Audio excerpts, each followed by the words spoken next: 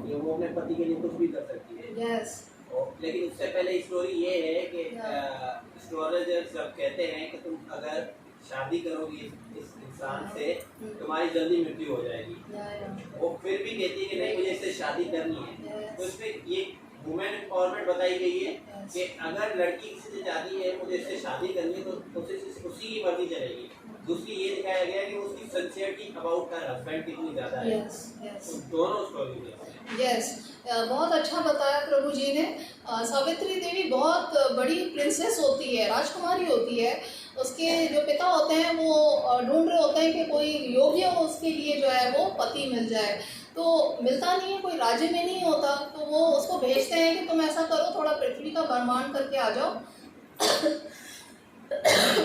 Sorry, थोड़ा सा चक्कर लगाओ, हो सकता है तुम्हें कुछ समझ में आ जाए। तो जब वो जाती हैं तो जब वो जंगल से गुजरती हैं तो देखती हैं कि जैसे प्रभु जी ने कहा कि सत्यवान जो होते हैं वो अपने माँ बाप के साथ बैठे हुए होते हैं, उनकी सेवा में उनके पाँव दबा रहे होते हैं। तो सत्यवान जो होता है ना वो भी राजकुमार होता है, लेकिन जंगल में वो क्या कर रहा होता है, अपने माता पिता के पाँव दबा रहा होता है। तो उसके बाप जो होते हैं, उसके जो पिता होते हैं, वो आँखों में उसकी रोशनी नहीं होती है, ब्लाइंड होते हैं। तो वो देखती है तो उसको बड़ा अच्छा लगता है कि ये तो बड़ा आज्ञाकारी पुरुष लग रहा है कि अपने माता पिता की जो है सेवा कर रहा है इतने जंगल के अंदर जहाँ पर बैठना भी मुश्किल है, पर ये तो काफ़ी सेवाकारी लग रहा है। तो उसके माइंड में वो आ जाता है कि मेरा जो भी लीडर होगा, मेरा जो भी हेड होगा, मेरी लाइफ में जो भी मेरा हस्बैंड होगा, जो हस्बैंड होता है वो आपका लीडर होता है, आपका हेड होता है, वो आपका जो है वो मेन पर्सन होता है जिसपे आपको ज़िंदगी चलानी है आगे। तो वो सोचती है कि मेरा हस्बैंड ऐसे ही होना चाहिए, जिसके अंदर सत्य हो, तपस्या हो। उसकी तपस्या से बहुत ज़्यादा इम्प्रेस होती है।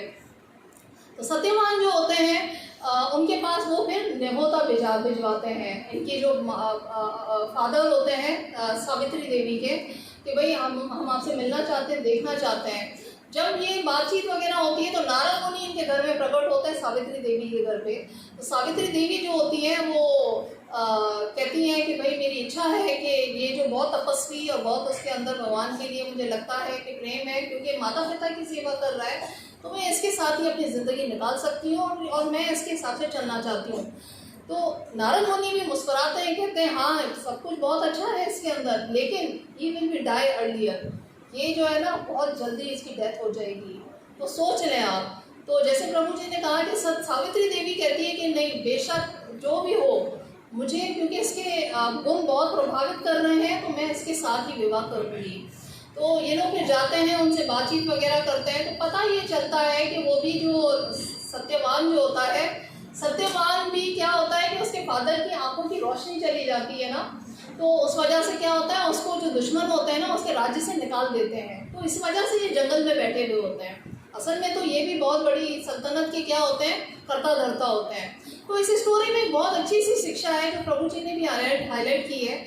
वो ये है कि वो जो है वो जाके जब उसकी विवाह हो जाती है, वो जंगलों में रहती है, वो ज़मीन पर सोती है, वो फल फ्रूट खाती है, वो रानी होती है, महारानी होती है।